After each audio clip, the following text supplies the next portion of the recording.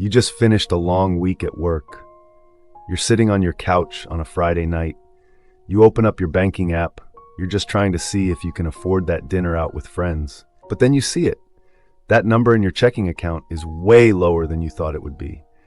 You've been working 40 or 50 hours a week. You haven't even bought anything crazy lately. No designer bags, no spontaneous trips to Vegas, just life. Gas, groceries, that one streaming subscription you forgot to cancel. And now you're sitting there, wondering where the hell all that money went. It feels like you're running on a treadmill that's moving just a little bit faster than you can keep up with. The introduction. My name is Matthew, and I spend way too much time thinking about how we manage our money. If you're someone who feels like you're doing everything right, but your savings account hasn't budged in 6 months, make sure to hit the subscribe button and give this video a thumbs up if this helps you out. Because here's the thing, most budgeting advice is actually garbage. People tell you to track every penny. They tell you to cut out the lattes. Look, I've looked at the data. The average person spends about $1,100 a year on coffee. That's not why you can't afford a house. The problem isn't the coffee. The problem is the framework. The statistical reality. Most people are flying blind. According to a recent Bankrate study, 27% of Americans have no emergency savings at all. Zero. And even worse, nearly 50% of people couldn't cover a $1,000 emergency with their savings. This isn't just a low-income problem. This is an instruction manual problem. We are taught how to earn money. We are almost never taught how to structuralize it. That's why most budgets fail within the first 30 days. They are too restrictive. They don't account for the fact that you are a human being who likes to have fun occasionally. Challenging the status quo. You've probably heard of the 50-30-20 rule. 50% for needs, 30% for wants, 20% for savings. It sounds great on paper, but in the real world, it's actually pretty flawed. If you live in a high cost of living city, your rent alone is 50% of your take-home pay. The 50-30-20 rule sets you up to feel like a failure the moment your car breaks down. We need something better. We need the 30-30-30-10 formula. The first 30, housing and essentials. The first 30% is for your base camp.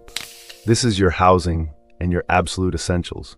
Rent or mortgage, utilities, insurance. Now you might be thinking, Matthew, there is no way I can keep my housing to 30%.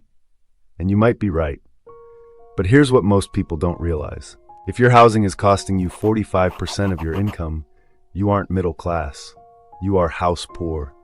You are working for your landlord or the bank. This 30% is the anchor of your financial life. If this number is too high, every other part of your life feels like a struggle. It's like trying to swim with a weighted vest on. The second 30, the wealth engine. This is where it gets really interesting. The second 30% goes toward your future. Investments, debt repayment, building that forget you fund. Most people treat savings as an afterthought. They spend what they want, and they save whatever is left over.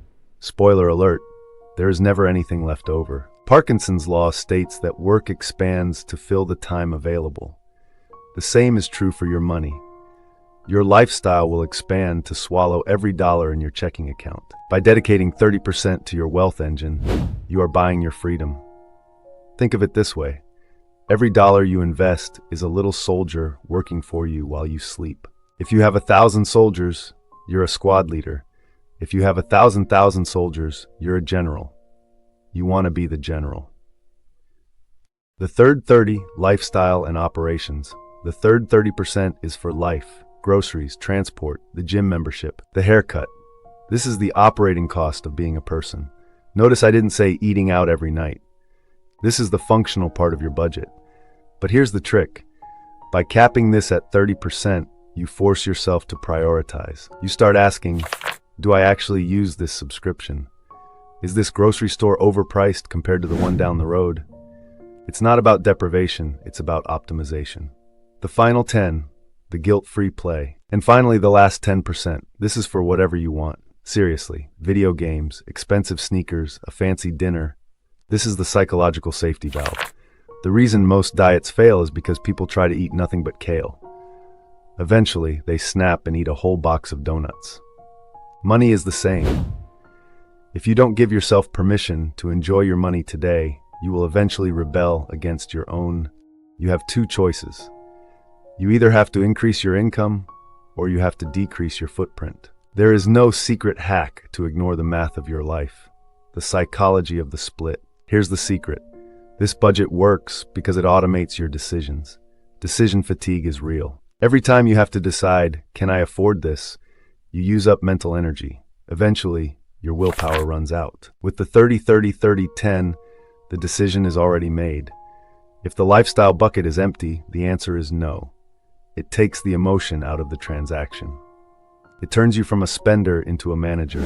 Actionable steps. So how do you start? Don't go and build a complex spreadsheet yet. Step 1. Open your bank app. Look at your last 30 days of spending. Categorize them into these 4 buckets. Don't judge yourself, just look at the data. Step 2. Identify the leak. Budget. You'll go on a revenge spending spree. This 10% keeps you sane. It makes the other 90% sustainable. The math in action. Let's look at the real numbers. Let's say you take home $4,000 a month after taxes. Under this formula, your life looks like this. $1,200 for your housing and fixed bills. $1,200 straight into your investments and debt. $1,200 for your groceries, gas, and daily life.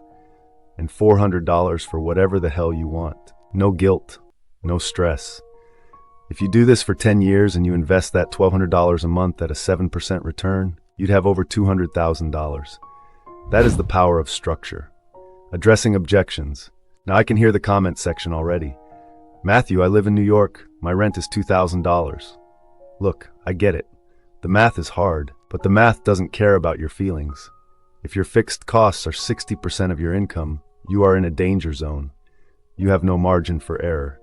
Usually, it's the lifestyle bucket creeping into the wealth engine bucket. Step 3.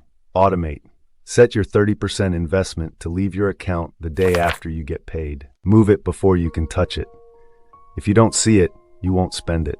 Money is just a tool. It's a tool for freedom.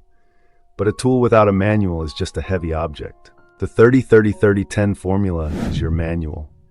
It's not about being rich tomorrow. It's about being secure today and free 10 years from now. You don't need a massive salary to start.